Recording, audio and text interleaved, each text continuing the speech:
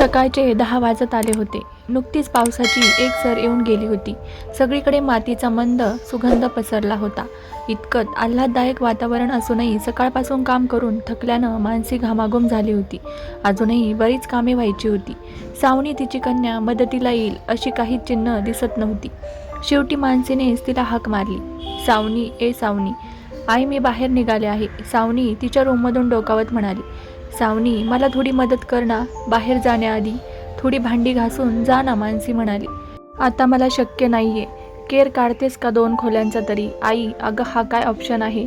नाही, मी आज काहीही करणार नाहीये. गेले 4 दिवस हेच चाललंय. धुणं धुवा, भांडी घासा आणि केर काढा. मी अगदी कंटाळून गेले. आज मी काहीही करणार नाहीये. मी चालले ईशाकडे. मैत्रिणीकडे निघालेल्या सावनीची आज काहीही काम करण्याची तयारी नव्हती. आणि आई, साहिलची थोडी तरी मदत घे ना, दरवेळी मीच कशी सापडते तुला? घरी नाहीये ग तो, मानसीने सांगितलं. कधी असतो? सावनी, तुझा मैत्रिणीकडे, उगीच वाद घालू नकोस माझ्याशी. नेहमीप्रमाणे आई मुलीचं संभाषण रंगलं होतं. मानसी, सुनील आणि त्यांची सावनी आणि साहिल ही 2 कॉलेजवयीन मुलं असं हे चौकोनी सुखवस्तू कुटुंब. IT इंजिनियर झालेला सुनील एका कंपनीत मोठ्या पदावर होता, तर मानसी एका खाजगी कंपनीत. गेल्या 4 दिवसापासून विमल म्हणजे त्यांची कामवाली आलेली नव्हती.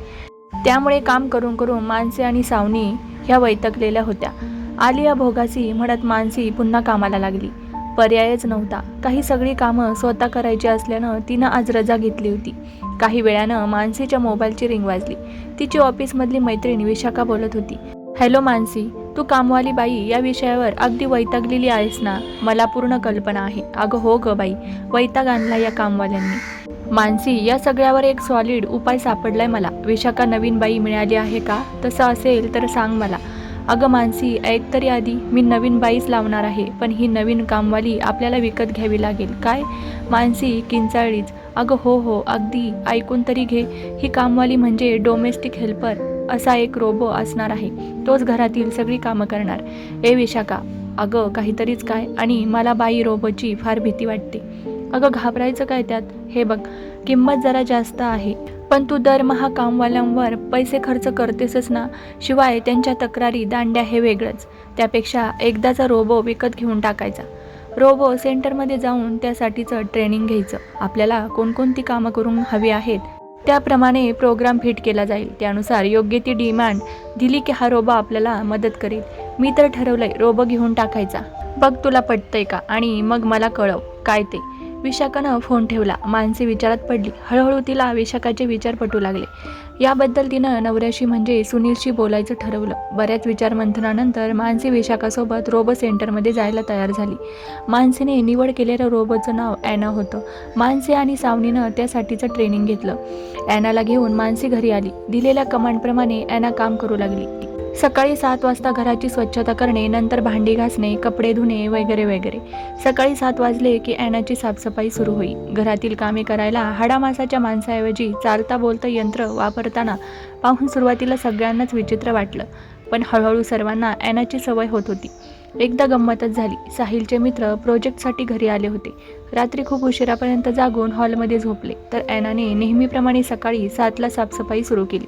सावनी, अगं ही केर काय काढते? मुले झोपली आहेत ना, मानसी वैतागून म्हणाली. आई, तिला तसा प्रोग्राम फिट केलेला आहे. तिला थांबवण्याची कमांड द्यावी लागेल, सावनी म्हणाली. ॲनाला कसंबसं थांबवण्यात आलं. बाकी ॲनाचं काम अगदी सिस्टमॅटिक होतं. अगदी ठरलेल्या वेळी ते सुरू होई. एकदा मानसीने 1 कप चहा जास्त केला. सावनी म्हणाली, आई हा चहा कुणासाठी? अगं त्या ॲनाला म्हणावं, दमले असेल तर हा चहा घे. आई, ते मशीन आहे, ते कसं चहा पिणार? आणि ते दमतही नाही बरं का. खरंच ग, विसरतेच मी कधी कधी, मानसी हसून म्हणाली. ॲनाची सगळी कामं एका ठराविक सिस्टीममधून होत होती. आज कामवाली येईल की नाही ही मानसीची चिंता आता मिटली होती, पण काहीतरी मिसिंग होतं एवढं नक्की. मानसीचं मन अनेकदा नकळत ॲना आणि विमलची तुलना करायची. अलीकडे विमलचं सुट्ट्या घेण्याचं प्रमाण वाढलं होतं, तरी अनेक वर्ष मानसीकडे काम करणारी विमल मानसीच्या घरातलीच असल्यासारखी होती. तिच्या ठरलेल्या कामाव्यतिरिक्त इतर कामेही ती अनेकदा करायची. सुट्टीच्या दिवशी किंवा आजारी असताना मानसीला विमलची सोबत वाटायची. तसं ॲनाच्या बाबतीत होत नव्हतं. शेवटी यंत्र असते, त्याला माणसाची सर कशी येणार? येऊ का? सकाळी शेजारच्या राणीवहिनी आल्या होत्या. मानसी बाहेर आली. मी असं ऐकलंय की तुमच्याकडे ॲना काम करते. खरं सांगू का, मी पण खूप वैतागले आहे कामवाल्या बायकांमुळे. ती आमच्याकडे पण येईल का कामाला? राणे वहिनींनी विचारलं. अहो राणे वहिनी, ती काही नेहमीसारखी कामवाली नाही आहे. चांगले भरपूर पैसे देऊन विकत आणली आहे. अशी कशी येईल तुमच्याकडे? मानसीने समजावलं त्यांना. आम्ही पण देऊ ना आमचं कॉन्ट्रीब्युशन. आणि तसंही तुमच्याकडंच काम झाल्यावर रिकामीच असते ना ती. पण तुम्हाला त्यासाठी ट्रेनिंग घ्यावे लागेल, मानसी म्हणाली. ते घेईन ग मी. राणे काकूंची तयारी होती. शेवटी ॲनाला राणे काकूंकडे पाठवायचं ठरवलं. राण्यांकडचं कामही ती करू लागली. त्यासाठी तिच्या प्रोग्राममध्ये काही बदल करावे लागले. आज मानसीला थोडं बरं वाटत नसल्याने ती घरीच होती. दुपारी शेजारच्या राणे काकू कुठेतरी बाहेर जाताना दिसल्या. तिला उत्सुकता वाटली. कुठे गेल्या असतील एवढ्या उन्हाच्या? पण आता विमल नाही. काही बातमी कळायला मानसीला वाटून गेलं. हे सावनी, ॲनाला अशी काही कमांड देता येईल का ज्यामुळे राणे काकूंकडच्या बातम्या कळतील आपल्याला?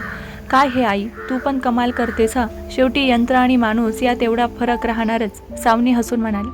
असेच काही दिवस गेले. एक दिवस अचानक विमल घरी आली. अगदी खचलेली वाटत होती. तब्येत उतरलेली, डोळे खोल गेलेले. तिचे पाणावलेले डोळे पाहून मानसीला दयाच आली. ती सांगत होती, पूर्वी 5-6 घरी काम करायची ती. पण आता बऱ्याच जणांनी रोबो घरी आणल्याने 1-2च कामं उरली होती तिची. तिचा नवरा पॅरेलिसिसनं आजारी होता. अगदी तुटपुंजे पैसे तिला आता मिळत होते. आणि इतक्या कमी पैशात घर खर्च भागवणे अशक्य होतं तिच्यासाठी. मानसीला अगदी काळकुतीला येऊन ती काम मागत होती. आता जास्त सुट्ट्या नाही घेणार मी. आणि कधी घेतलीच तर माझ्या मैत्रिणीला पाठवीन कामासाठी, विमल म्हणाली. तिचं सुट्ट्या घेण्याचे प्रमाण नवऱ्याच्या आजारपणामुळे अलीकडे वाढलं होतं. पण तिच्या परीने तिने उपाय शोधला होता.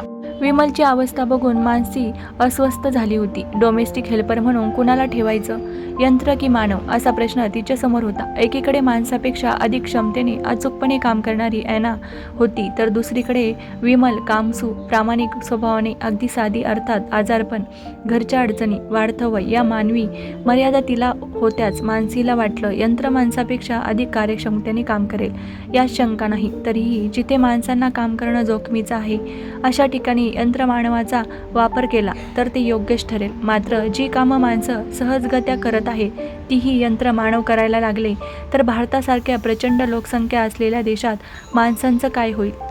उद्या आपल्या ऑफिसमध्येही अशीच एखादी ॲना. नुसतेच विचाराने मानसीच्या अंगावर काटा आला. यंत्र की मानव, अशा द्विधा मनस्थितीत सापडलेल्या तिच्या मनानं माणसाच्या बाजूने कौल दिला होता. ॲनाऐवजी पुन्हा विमलला कामावर ठेवायचं तिने ठरवलं. वरील कथा राजश्री सोवनी यांची असून कथेत व्यक्त केलेले विचार सर्वस्वी त्यांचे आहेत. तर मित्रांनो, कथा आवडल्यास व्हिडिओला नक्की लाईक करा आणि अशाच नवनवीन कथा पाहण्यासाठी आपल्या मराठी रिअल स्टोरीज कॉर्नरला सबस्क्राईब करायला विसरू नका. सोबत बेल आयकॉनवर क्लिक करून ऑल सेट करा, जेणेकरून व्हिडिओची नोटिफिकेशन तुमच्यापर्यंत पोहोचेल. परत भेटूया अशाच एका नवीन कथेसोबत. धन्यवाद.